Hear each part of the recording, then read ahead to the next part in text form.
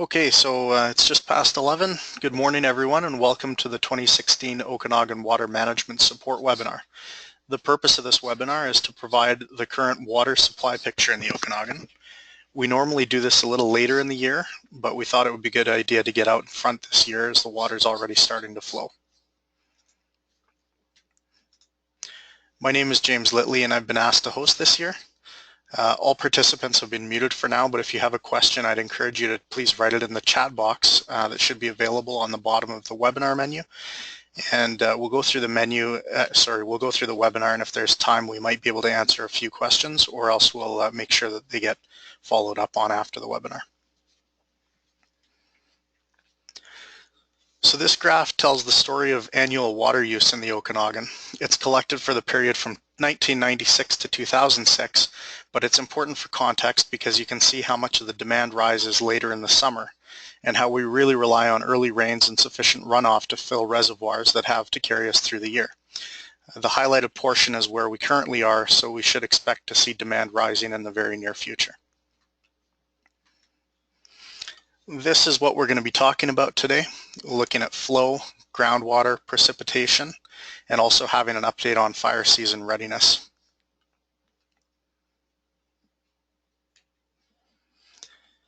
And the format for today, we're going to start with Anna from the Okanagan Basin Water Board talking about the Okanagan watershed and providing some context.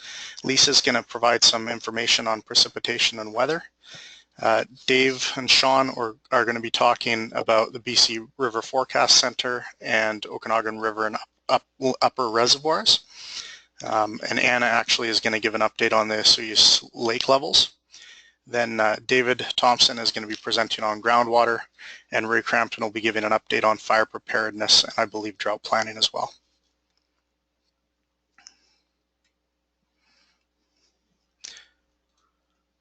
So Anna, over to you. Thank you, James, and I want to welcome everyone who is on the webinar. This is always a really interesting event, if you will, for us here at the Water Board as well as for all of you out there in webinar land, because it's really interesting to see how these different seasons evolve. We had a very weird season last year with intense drought, and this year we had this giant snowpack and then a early melt, so I can't wait to hear what the presenters have to say. My job is just to make a few welcoming remarks and to put a little bit of context on here. This first slide is just a reminder of the area, the Okanagan Basin Water Board's jurisdiction, and our basic idea with this webinar, as with all of our work, is to gather better information so that better decisions can be made on Okanagan water. You can advance the slide, James. The Water Board has been around since 1970. We work on in a wide variety of different ways, but essentially we're sharing resources. We're working with other levels of government, sharing communication, doing whatever we can to increase collaboration and support water management for a more sustainable water future for the Okanagan. You can advance it, James. And this is just a reminder that in the Okanagan, the big challenge is that we're sharing between these very different needs, the needs of agriculture with the evaporative loss of the plants as they grow, the needs of the fish in the streams who are dealing with conditions in a warm, semi-arid watershed, which is quite different from the experiences of the other Pacific salmon, and then of course the needs of the human communities. Thanks, James. You can advance it. The Water Board, we always take a very regional approach to water management. That was why the board was established, to cross all the different Okanagan jurisdictions. The political boundaries are not the same as the functional boundaries of the watershed, and so that's why the Water Board was formed, so we can look at things more holistically. It was a pretty radical idea in the late 60s and early 70s when we were formed, and it's still a pretty innovative idea. So what we're a part of the reason why we have these webinars and a lot of the other work that we do is to acknowledge that there is variation east and west on either side of the valley, north to south, but still it's an interconnected system, and we need to be communicating with each other and understanding the processes of what's happening in the valley as a whole, because things that happen in one part of the valley affect outcomes in other parts of the valley, whether it's directly they're hydrologically connected or whether it's through economics or social cultural aspects. So this is why we need these connected, coordinated strategies. The Okanagan is a very challenging place to work in with water management because there is such a great variety of flows throughout the year. I should get a new slide for this because I do have it updated through 2014, but the pattern is essentially the same, that of a very, very unpredictable inflows to Okanagan Lake, which is a proxy for all the precipitation into the system. And one more slide for me right now is just reminding people that there is a big variation within the year on how we use the water. We have very, very low water needs during the winter, and then a real intense peak of water use during the summer irrigation system. This is a combination of the needs of agriculture as well as the needs of things like golf courses, lawn watering, any kind of outdoor consumptive water use. At the same time, this is just the water that's being extracted for human use, but at the same time there's a similar signal going on where there's evaporation coming from the landscape, the forestry, trees, the meadows, and of course off the surface of the lake. So this is another aspect of what we're managing around and why it's so important to get an understanding of what's happening overall with water management and with the environmental factors. So I want to thank the other presenters for coming, and now I'll turn it back over to James. Thanks, Anna. And next we're going to hear from Lisa Coldwells with Environment Canada on precipitation and weather. Okay, well, good morning, everyone. This will be a seasonal look at what the weather has been, what it is, and what it will be to come. So next slide.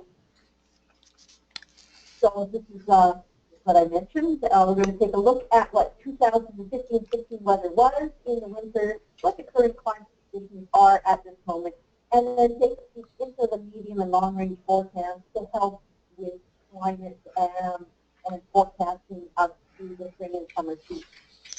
Okay. So, at the beginning of winter 2015, coming out of that extremely dry, hot summer and fall, that was the reason for that was the blob. You can see on the map here the blob, the remnants of the blob was still there at the beginning of December. The blob does have a more scientific name. We call it precipic decadal oscillation.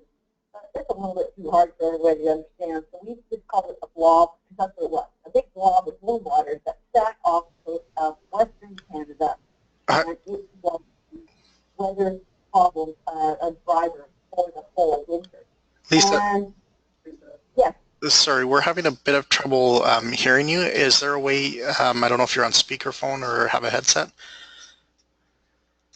Oh, okay. Let me see. Is this better now? That sounds much better, thanks. All right, good. Okay, so what we were expecting then for winter was El Nino to come in. And at the beginning of winter, El Nino is down there at the bottom of this slide.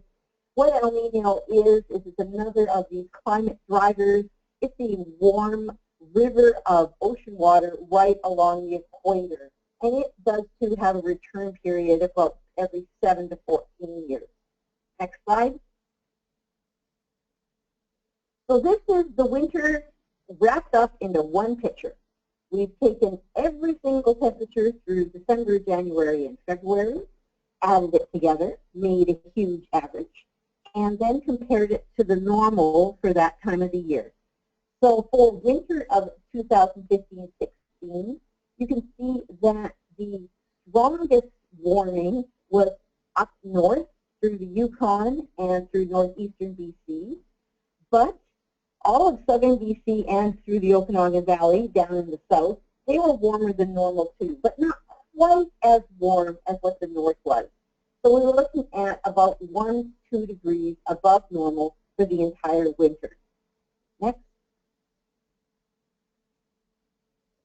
Precipitation shows up on this slide, the same idea, taking all the precipitation amounts and making a huge average, then comparing them to normal. The gray areas are drier, and you really can see the rain shadow effect show up on this map. The coast, off the coast of BC and Vancouver Island, was wet with colors of green and orange. And then as you cross over the coast mountains, you see a long drying right in the leaves, so through the Nicola and through the Similkameen.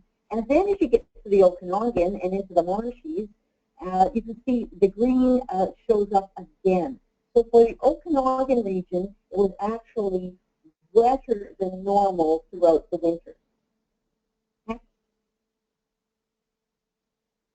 And this is the numbers instead of having it on a graph. So when you take a look at the elongated oval, you can see how warm it was over the winter. And you've got two sort of main things here. Kelowna sticks out at 2.5 degrees above normal for the entire winter. And that's mainly because it was, as the city has been growing, the climate has been changing around the region, so around the area. So we are seeing Kelowna itself get warmer when we compare it to its normals and also to some of its records, which go back dating towards the early part of the 20th century. And Kelowna also shows up in the little circle at 120% above normal for precipitation. And next. So what is the verification? How do we actually know what we're talking about? Well, it was an easier forecast to make this year because we knew El Nino was going to be such a factor. The forecast on the left-hand side was what was made at the beginning of December, showing warmer than normal across all of Canada, and reality on the right-hand side, taken at the end of February, does show that certainly Western Canada, down in the southern areas, the Yukon, and then for the rest of the country, was actually above normal for the winter time. Next. Precipitation, again, a little harder to correlate to El Nino.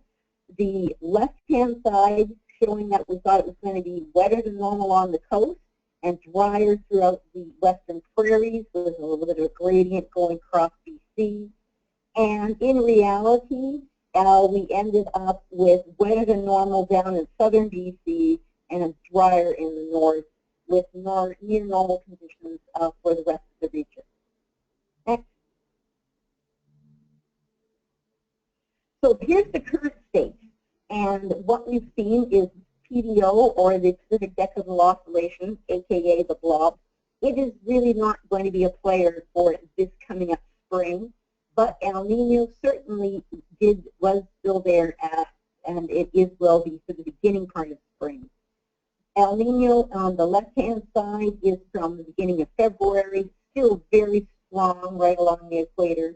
But for the right-hand side, the newest picture taken April 11th shows that we are seeing El Nino start to decline, and that was what was forecast.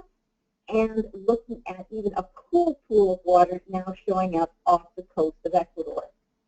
Next. So what does this mean for El Nino? Well, it looks like El Nino did peak in December and January.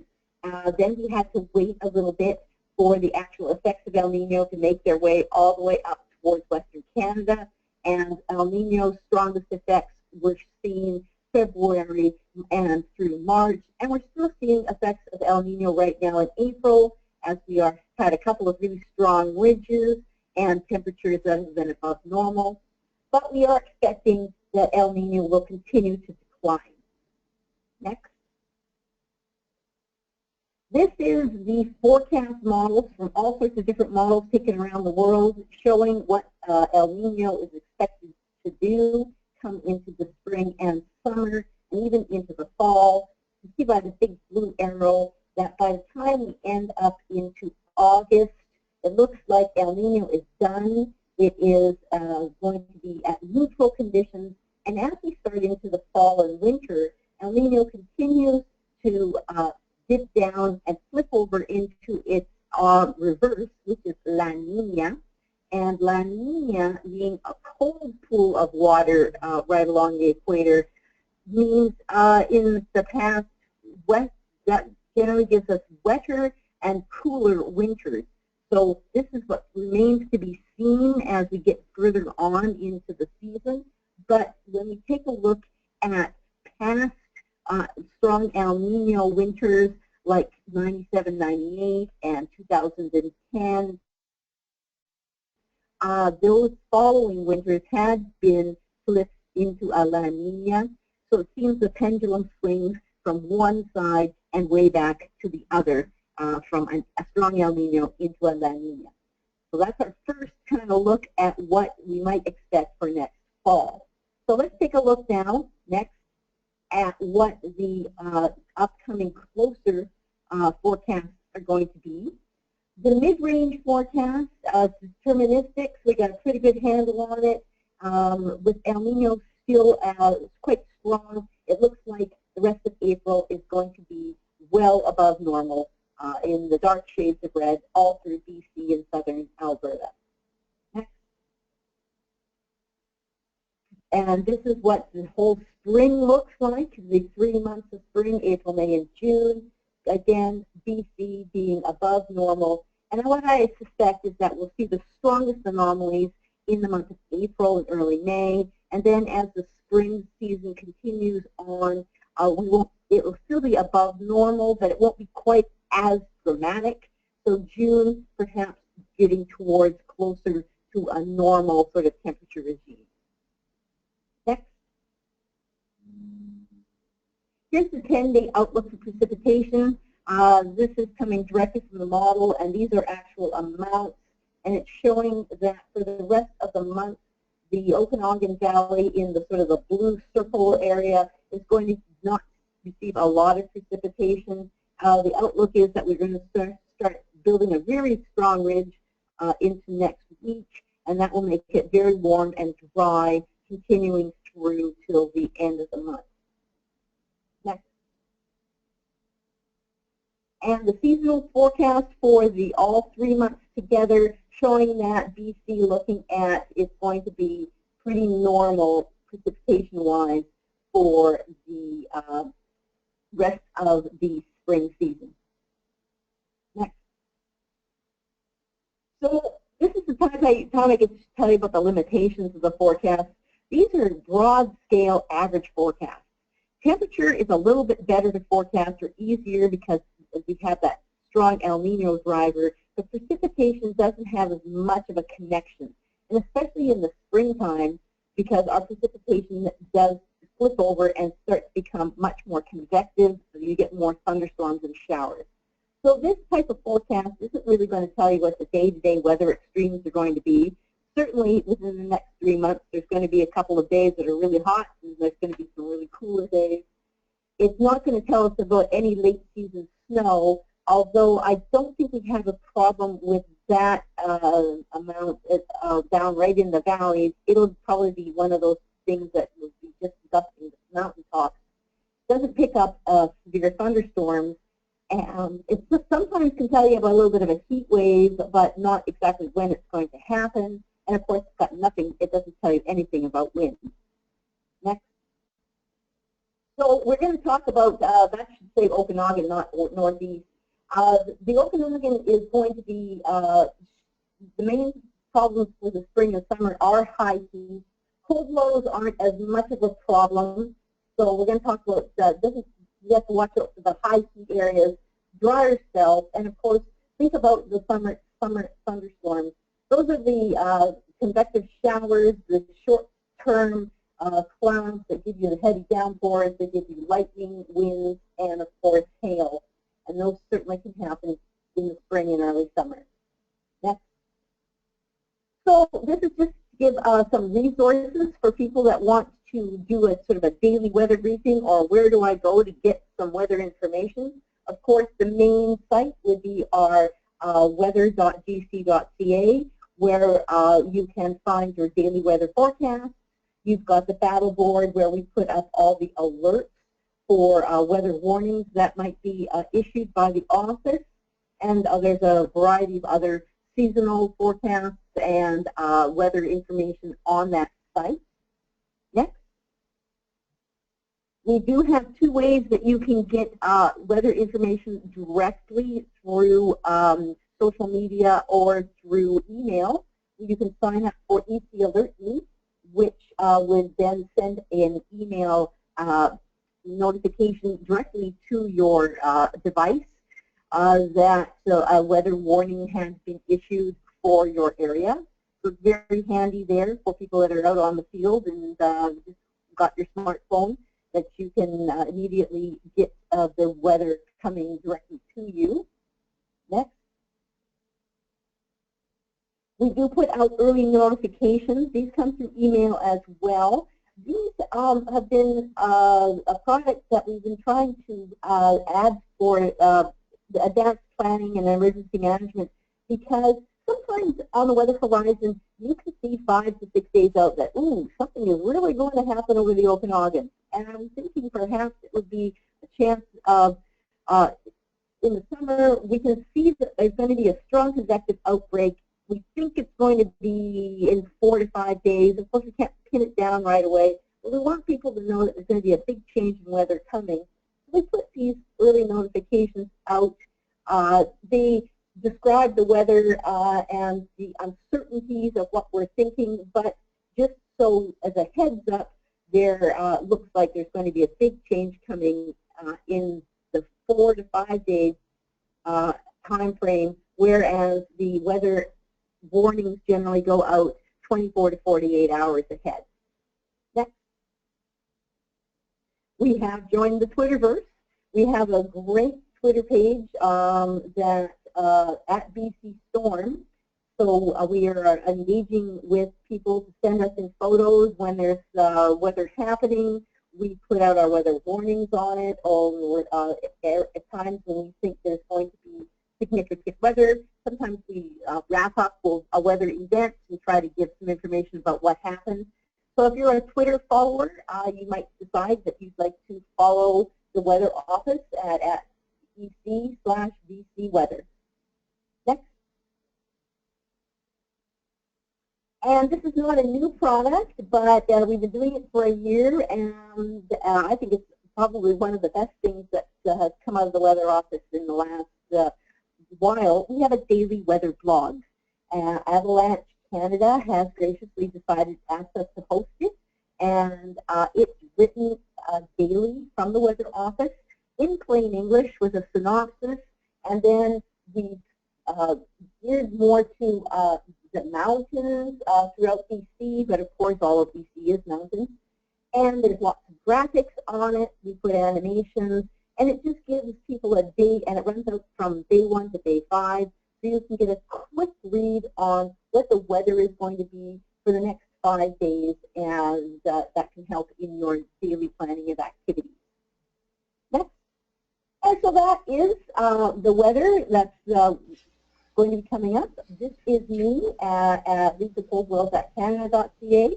So if you've got any weather questions, or you want to get some extra information about how to get weather, or how weather affects your area, please just contact me, and I'll get right ahead to you, and we can talk about the weather. Thank you. Great, thanks, Lisa. And now we're going to pass it over to Dave Campbell to talk about flow and storage, and he's from the BC River Forecast Center. All right, thanks, James. So on to the next slide. I'll just take us through the snowpack conditions and where we're at in terms of this year. So if we can go to the next slide. This is a snapshot of the April 1st snow survey data for across the province. And really, a couple things to note with the April 1st is, one, that it provides that kind of integration of the weather that we've experienced, that Lisa has talked about over the past 3 or even 5 months, in terms of what that's meant for snow accumulation. That's really been the interplay between precipitation, which we saw before was higher than normal through the Okanagan, as well as temperature, which was also quite a bit warmer than normal. And those two kind of work against each other, in that warmer weather can do things like melt snow or have the precipitation fall as rain is the first thing. And I'll talk a little bit about that more after. But on first blush, looking at the snowpack data for the Okanagan, 131% of normal. It's really seeming as if that wetter than normal condition is showing up in the snowpack, and again, like I say, I'll talk a little bit more about the details of that. To kind of put it in perspective, it's the second highest snow basin indice we've seen for April 1st. The only one that we've seen higher in the last 30 years is in 1999. So like in the last 30 years, it's the second highest. On the next slide, we've been doing a little bit of work to try to get a better handle on some of the spatial distribution of the snow. So those numbers and the kind of basin aggregates sometimes lose some of the detail at a finer scale. So we've been trying to figure out ways of analyzing this in a bit more of a spatial way. It doesn't show up so well in the Okanagan, but you can see that despite the higher than normal snowpack, it's particularly showing up that the lower mid-elevation valley bottom type areas are quite a bit below normal for the Okanagan. Next slide. This is just a snapshot of the individual measurements for April 1st. And again, April 1st for us is really the best measurement of how much water is stored as snow on the landscape. You know, typically we transition into melt into the middle part of May at the high elevations at least, and that's where the majority of these sites are at. We're all really in the highland or high country terrain where the snow measurements are, typically over about 12 or 1,300 meters. And on this one, it's not in the basin, but I've highlighted Carmi over in the Kettle. It's sitting at 27% of normal. It's highly anomalous, but when we look at it in the context, it's really the only low elevation site that's captured here. It's at about 1,200 meters. And that's really a pattern we've seen across the board this year is while the upper elevation, so getting above about 1,300 meters is much above normal. When we go below that, which unfortunately we have very limited or no actual measurements, observations done as part of the snow surveying, those areas are really lacking snow. There's either limited or there's none there at all. Higher elevations, we've typically got 200 to 600 millimeters of snow sitting out there in the landscape right now. Next slide. That data is from April 1st. We'll take a little bit of a look just what's happened since then. There's a number of automated snow weather sites throughout the Okanagan, including a new one that was installed last year by the Ministry of Environment on Silver Star Mountain. It replaced an old manual survey site, which is a great piece of information for people that can provide real-time information on the snowpack in terms of the accumulation and melt. The graph for that's on the top right. We don't have the historic data because it's just been in operation this year, as well as trying to tie it into the old survey stuff. We can see both from that and Mission Creek a very slight drop over the past couple of weeks. It's even leveled off a little bit in the last few days. But with some warm weather coming and expecting to continue to see that drop into next week and going forward in April. And putting into the historical context on the bottom two, the kind of middle purple is the average conditions. And we can see that typically it's later in May where we see that transition to melt. So we're really, even at the high elevation sites, 2 to 3 weeks earlier as we transition into the melt. On the Brenda Mines example, it's been plummeting like a rock over the past couple weeks. It's gone from being well above normal conditions to being typical for this time of year. So it caught up pretty quick in terms of that melt. If it continues at the current rate of rise, we'll drop quickly below what normal conditions are, and we could even see it run out of snow much earlier this year. And I think with the forecast into next week and beyond, that's a likely scenario. Next slide.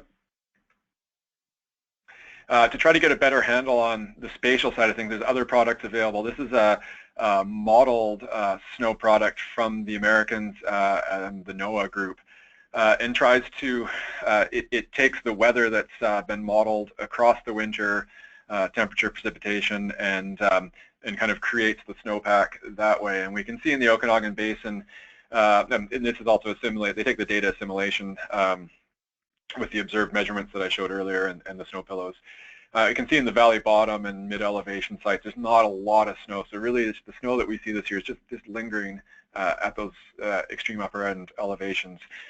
This is, in contrast to what we see in terms of the estimated snow basin index that we've reported on the River Forecast Center Snow Bulletin, which really doesn't capture that lacking snow at the low to mid elevation.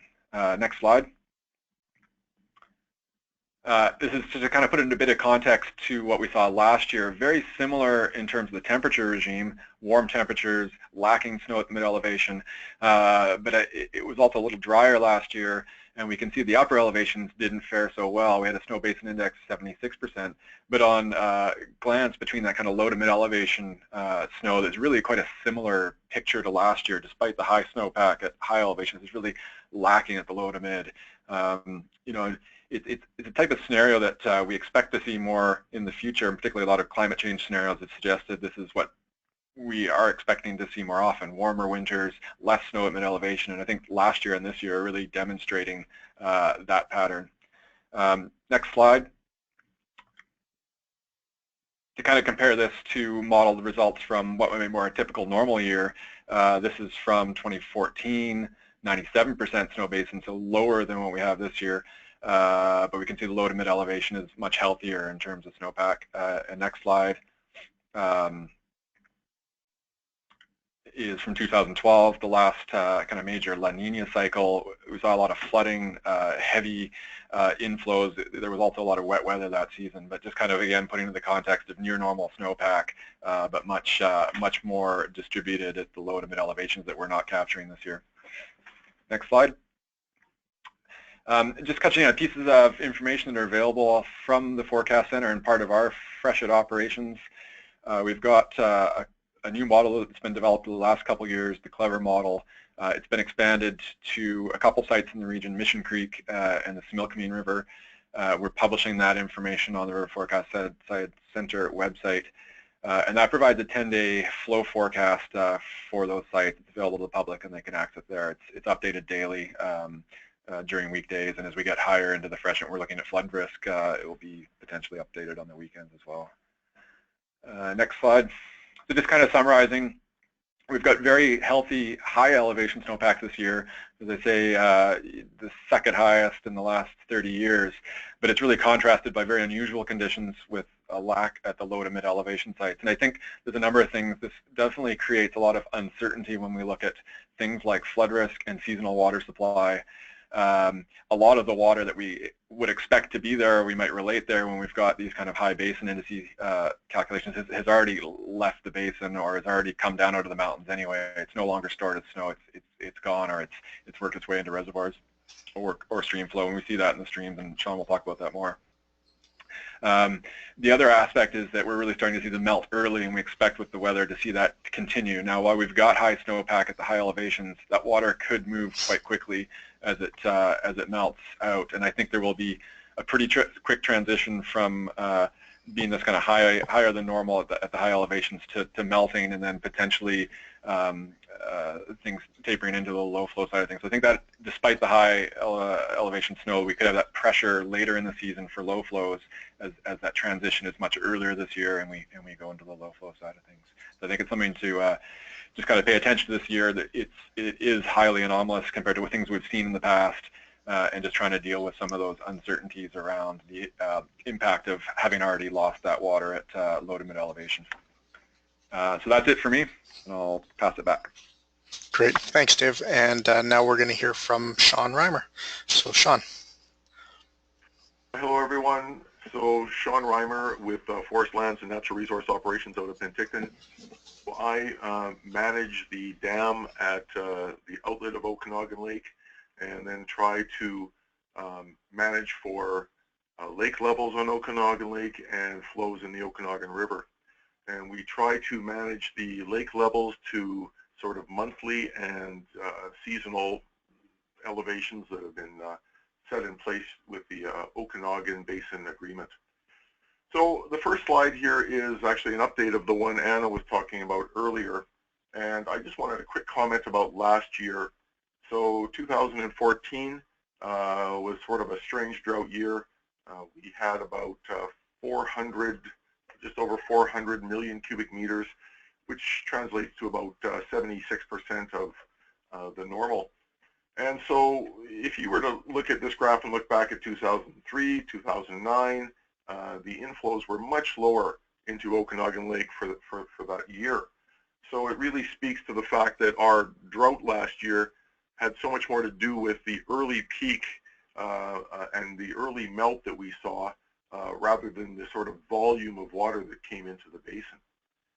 So, and what that translated to in terms of the Okanagan Lake management was, while we could capture quite a bit of that water, we still transitioned to that low flow regime, and that kept us the lake lower than my targets basically through most of the winter. Next slide.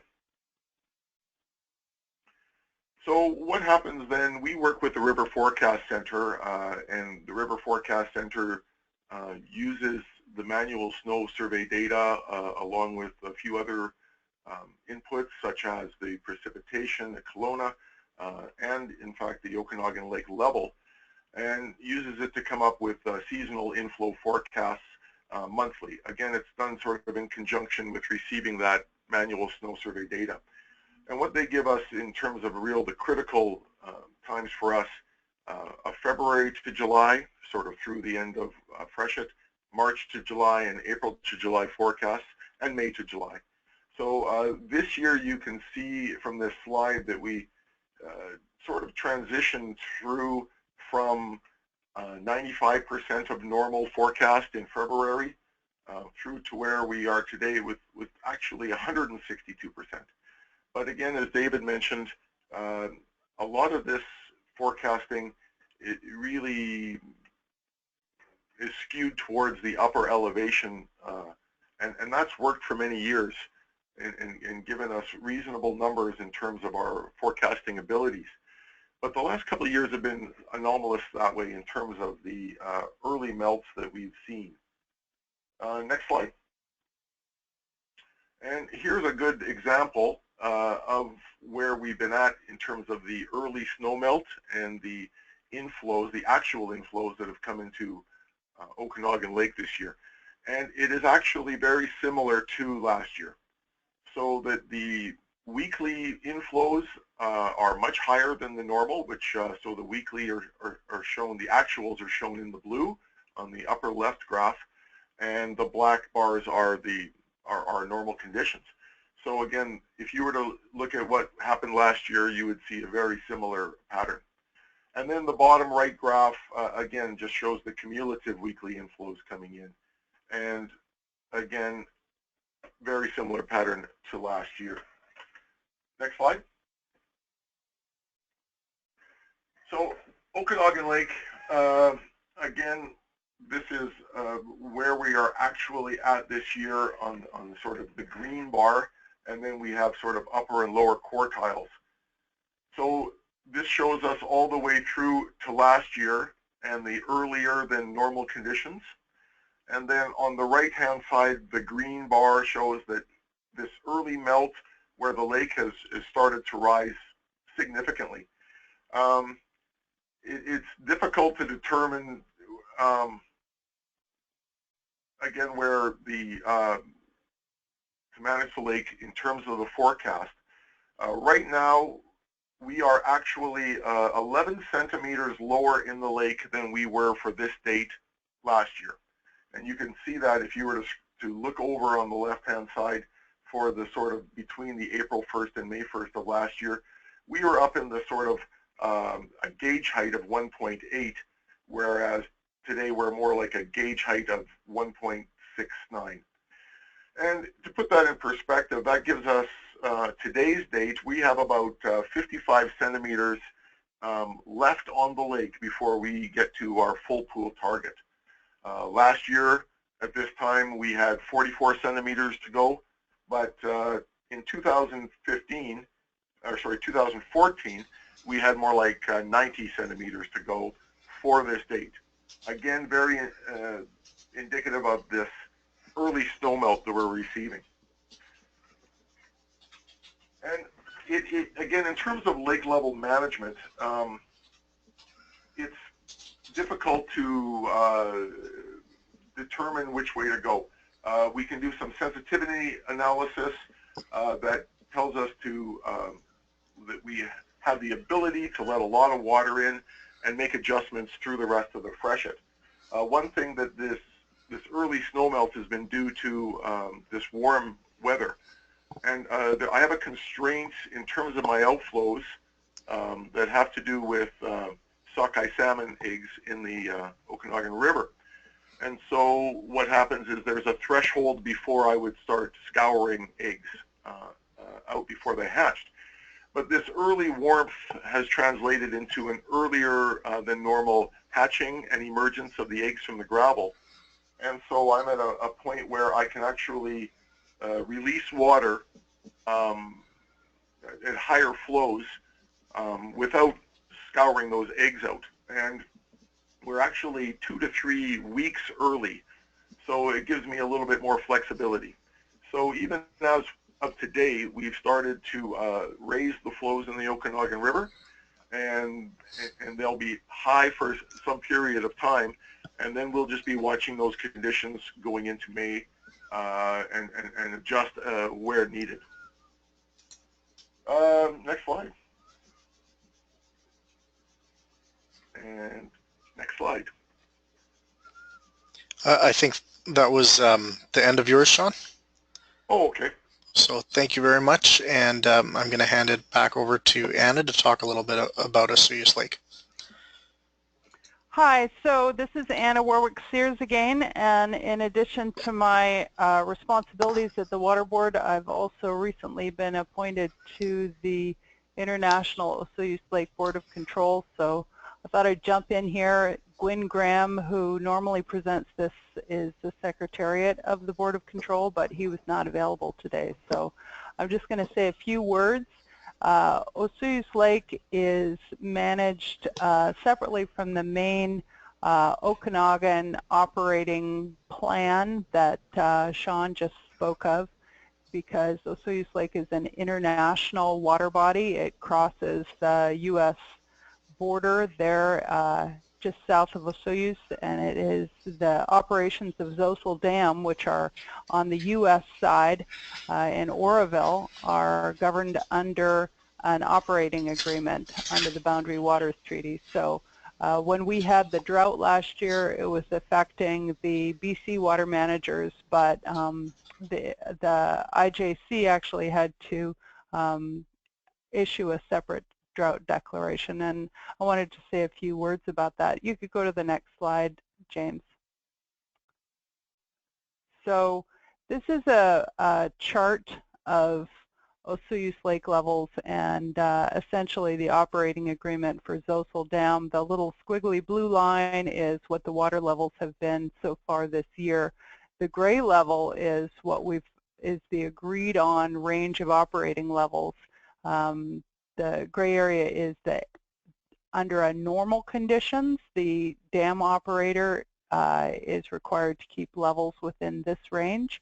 In a drought year, the dam operator can either go below the normal operating range, which is that dotted bar at the bottom of the chart, or the dam operator can go above. So either giving the operator ability to store more water behind the dam or fall down below the normal level. So this is what the legal agreement is. You can see that we're right in the normal part of the curve. We had a little discussion with the other Board of Control members a week or so ago. Right now, the conditions are not in place for drought declaration. May not surprise people given the big snowpack, but there are actually 3 different conditions that relate to a drought declaration. So one of them is to declare a drought, the Similkameen River flows must be less than 1 million acre-feet between April and July, and so that condition was not met. And then either one of two other things must be met. Either the inflows to Okanagan Lake must be low, below 195,000 acre-feet, and the forecast for that was not met, or the June or July maximum lake level of Okanagan Lake must be less than 1,122.6 feet, and the forecast for that is not in place. So at this time, it's unlikely that a drought will be declared on Osoyoos Lake this summer. Last year, the drought declarations were not met early in the year, but because of the unusual conditions with the very dry summer, the Board of Control applied to the International Joint Declaration under a special allowance in the order, and drought was declared, I believe, at the end of July or early August. So that's all I have to report out of Osoyoos Lake, and encourage people to contact me or Gwen Graham if you have any more questions. Great, thanks, Anna. And now we're going to hear about groundwater from David Thompson. Hello, everyone. My name is David Thompson. I'm a hydrogeologist in the Vernon office. I'll talk to you about, I'll spend some time on this first slide as we walk from the north to the south through the Okanagan, looking at the various provincial observation wells that we have. On the left-hand side, there will be your key map of what well we're going to be talking about. On the upper right-hand side, there's going to be the trend charts with a thick blue line. I think it's usually a blue line, sometimes it's a purple line, showing the currently unvalidated data of essentially recharge of the melting snowpack into the groundwater system. And then on the bottom right-hand side, there's a historical history for the different water levels at the wells. And that time range on the bottom is going to vary a lot. This one in the Armstrong area spans from 1970 through to present day. That's quite a long historical record. Some of the other wells don't have that history. Some of them are even as recent as in the 2000s. So keep that in mind when we're looking at the trend charts. So in the Armstrong area, you can see that currently the surface,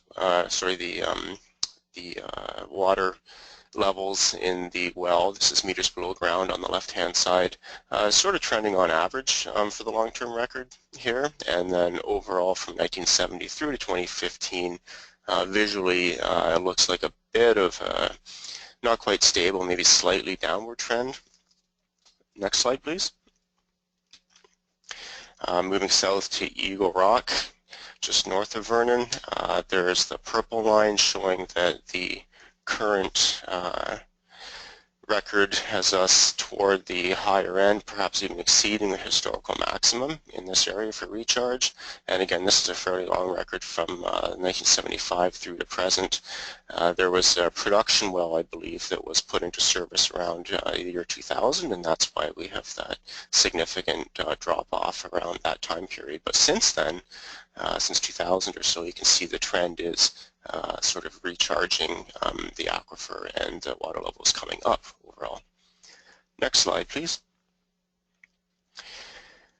This is this next well is at Winfield, down by Lake Country, and top right you can see that our current water levels are showing above average, but not above historical range.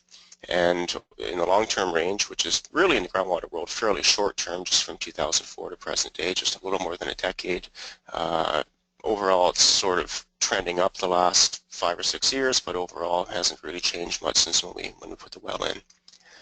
Next slide.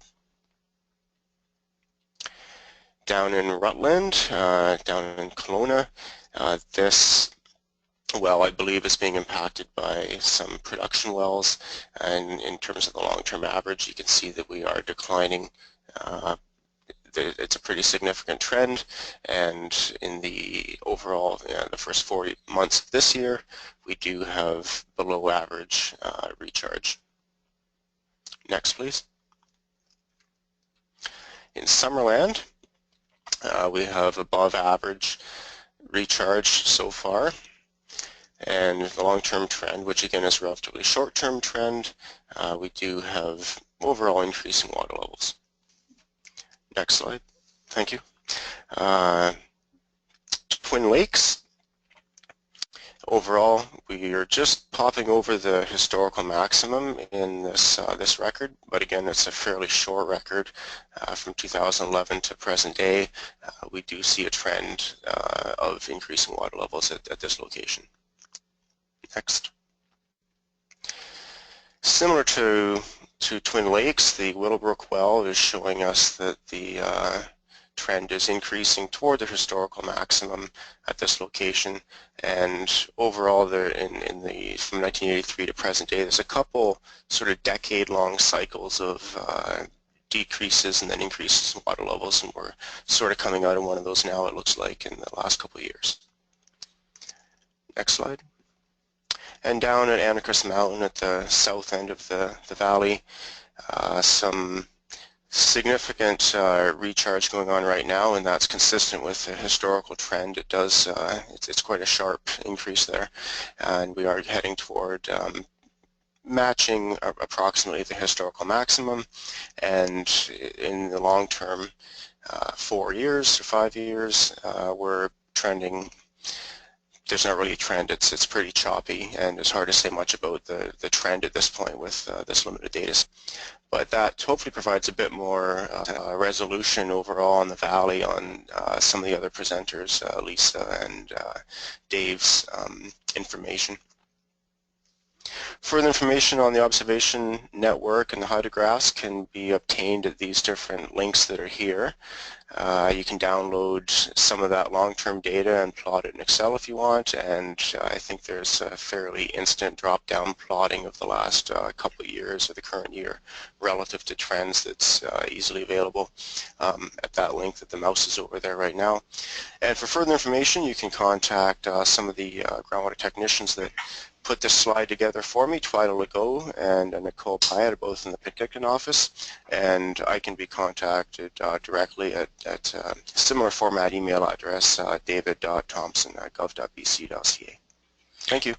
Great, thanks very much, David. And our final presenter is Ray Crampton, and he's going to be talking about fire and drought forecast. So Ray. Good morning, folks. It's Ray Crampton. I'm District Manager of the Okanagan Shuswap Natural Resource District, Ministry of Forest Lands and Natural Resource Operations. This time last year, I was on one of these webinars saying the long-range forecast, and it is long-range. As Lisa was alluding to, these are pretty, you know, they're pretty iffy kind of forecasts because of the further you go out, the less certain you are about the year to come. But there are trends, and this time last year I was saying we were trending toward what looked to be a higher than average fire year. And there's two reasons for that. One was the El Nino that was solidly in place, and the second was having been through many fire cycles in the Okanagan. I know that every 4 or 5 years we get the bad year, and last year certainly was one of those. I don't need to tell anybody. I'm not telling anybody for the first time how bad that was. There were 1,800 fires last year, over 300,000 hectares burned, and that is one of the worst fire years, if not the worst fire year since 2003. Just for interest's sake, half of those were caused by people, and half were natural. And James, if you go back to the first slide. Thank you. The picture in your bottom left is the obvious repercussions of fire, and that is the devastation at Westbridge during the Rock Creek fire. I'm also here to talk to you today about the drought, and last year was an unprecedented drought year in 50 years of recorded stream flows. The picture you see there is the West Kettle River. The tragic situation that those folks found themselves in was they were not only being burned out of their homes and farms, they were also on the cusp of having water restrictions and suffering economic impacts to their agricultural crops. The graph at the bottom right is a hydrometric flow, and it shows the 10% mean annual discharge required to sustain adult fish, and then the bottom darker red line is the 5% mean annual discharge critical flows required to support juvenile fish. And you can see there that in a number, and this happened in a number of systems in the Thompson-Okanagan region, we got down below, for the first time in that many people can remember, below the 5% mean annual discharge. And what that meant was we actually had to curtail water extraction from a number of systems in the region and in the Okanagan, and that resulted in crop losses. Next slide, please. So what's the forecast fire-wise for this year? This slide shouldn't surprise anybody. This is the forecast for April, and this is just out yesterday, as a matter of fact. And you can see that we are in a well above average situation, and the news bears that out. It's been a bit of a scary start for fires. There's already been 61 ignitions in the province, burning 852 hectares. And in Kamloops, Kamloops Fire Center, which includes the Okanagan, we've had 11 starts already, consuming 145 hectares. Longer term, next slide, please, James. A little better news, and I don't know if this marries up with Lisa's information exactly or not, but the forecast is to get back to average, which is reassuring news to me. But again, this is a very long-range forecast, and things can change. Next slide, please. So that's about all I can tell you about the fire forecast moving forward. With respect to the drought situation, our Thompson-Okanagan Regional Operations had a response plan for drought, and I think last April, May, I was telling you things are starting to dry up, and I think in June I was starting to tell you that we were looking at angling restrictions on a number of the systems as things, our fish biologists were telling us that the fish were starting to become impacted. We had no idea what we were in for. Next slide, please. Because by, well, really, this is an August slide, but by mid to the third week of July, we had this situation. And this is an extremely dry situation that is really unprecedented. We've never seen drought level, and I'll get into the drought levels in a second, drought level 4, which is the highest across such a vast expanse of the province. Next slide, please.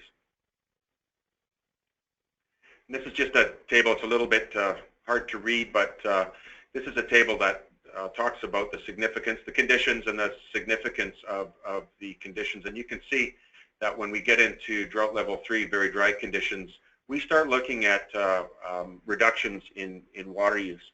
Now, Section 9 of the old Fish Protection Act states that if it can be demonstrated that there is a population at risk, a fish population at risk, and after considering the impacts to agriculture, the minister may, and he did, curtail irrigation. Potentially, there were millions and millions, tens of millions of dollars at risk in the southern interior, and we actually did have to impose restrictions and ultimately shut right off a number of water licenses on the Coldwater River out of Merritt, and there were crop losses. In the Salmon River, just north of the Okanagan, in order to protect a returning population of Chinook salmon, then there's 310 water licenses and a lot of agricultural crops being irrigated. We actually got voluntary compliance from the producers, and they agreed to curtail irrigation for 2- and 4-day periods at critical times when the fish were coming up. And I'm happy to say that with the help of the Department of Fisheries and Oceans, we actually managed to get, and I say we actually managed to get them up, the Chinook return up, because we had to do a makeshift dredging at the mouth of the river at Shuswap Lake, and it was quite a happy ending to a potentially scary story. Next, please. Ray, just to let you know, we're a little over time now. You should have let me go first. And this is just a summary of the streams that are potentially at risk when the drought occurs. A number of them are in the Okanagan, and we're already working on our drought response plan 2.0 to incorporate the learnings of last year's crisis, because we were going through it for the first time. And we will be sharing that out with all of you, and we're working closely with the Okanagan Basin Water Board as well. So forecasting drought is a little tougher than forecasting fire. You heard from Dave and Sean to pay attention to that despite extraordinarily high snowpacks, we may well see the snow pill is exhausted again prematurely. And that causes streams to go dry sooner and stay dry longer. And we may well see floods, drought, and fire, the trifecta, in this year. The last thing I'd like to tell you is we are working with the Okanagan Basin Water Board as well to better synchronize local government and water supplier response and water user response at a time of drought. We simply have to get better at this, folks, and we will be working with the water suppliers throughout the valley to implement best practices, consistent best practices early in the year. We should be implementing best practices for water conservation every year, all year long. Thank you very much. Great, thanks, Ray. And just say thanks to all of the presenters today. We're a little bit over time, so I'll just run through these slides if you want to see them. This is the current U.S. drought monitor. And of course, last year we had this drought in California, and it reached all the way up into the tip, the southern part of BC. And again, this is the presentation team. So thank you to everyone for joining us. And if you have any questions, please feel free to go to obwb.ca, and our contact information is there, and we can put you in contact with any of the presenters. Thank you.